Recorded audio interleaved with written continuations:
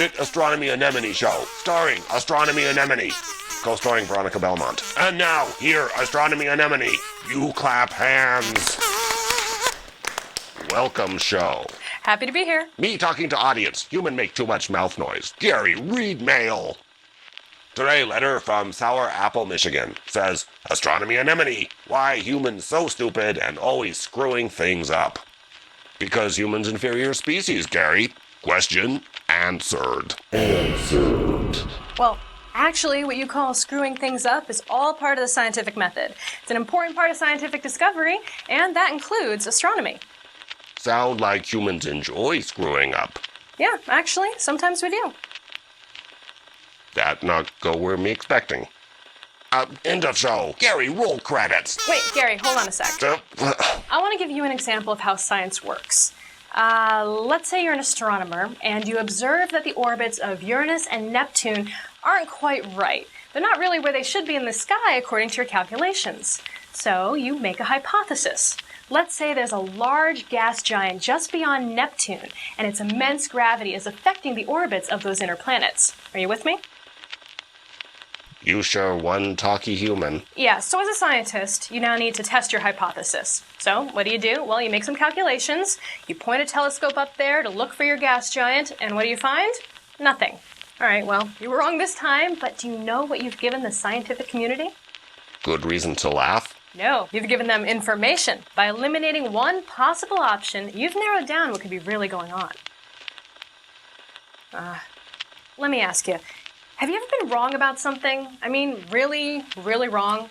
Me help choose co-host. Exactly. But science may be the only field where being wrong can be just as valuable as being right.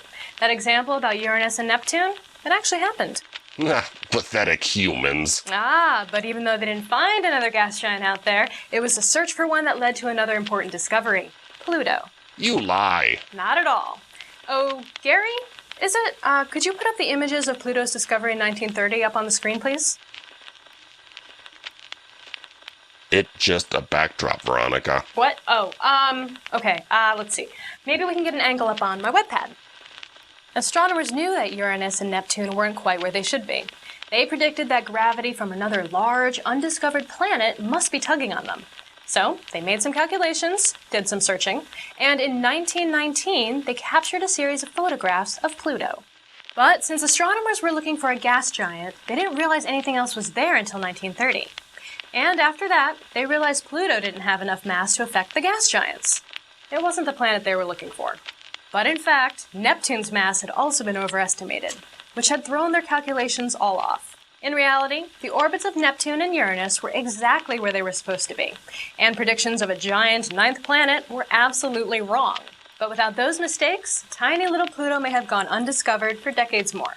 Yes, humans lucky. Me got it. Well, it's a great example of how, even when scientists are wrong, the act of searching, that drive for knowledge, can lead to some amazing discoveries. So you saying humans not need be smart to be scientists, just stupid lucky. Uh-oh. Well, more knowledge is always extremely useful, but in a way, you're sort of right. Anyone who uses a telescope, be they professional or amateur, has the potential to advance scientific knowledge. The more eyes we have looking at the sky, the more we increase our odds of someone making the next great scientific discovery, even if that's not what they set out to do. That profound. Thank you. Profoundly stupid. Now we end show. Gary, roll credits. One more thing. While we're talking about Pluto, even the discovery of its moon Charon was unique. Since at least 1965, photos of Pluto showed a mysterious bulge on its side. Most astronomers ignored it, assuming it was an error in the photos. It wasn't until 1978 that someone realized, hey, this isn't an error, but another actual object, a moon that's orbiting Pluto. But it took another 13 years before anyone realized what they were looking at. Again, it just goes to show... Me getting hungry. Really hungry. Oh, okay. Yeah, that's... Go to Gary Shot. I think you just eclipsed your star. Get it?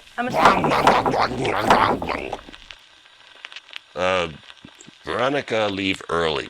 Needed to go trim toenails or something. She not coming back. Ugh, me really full.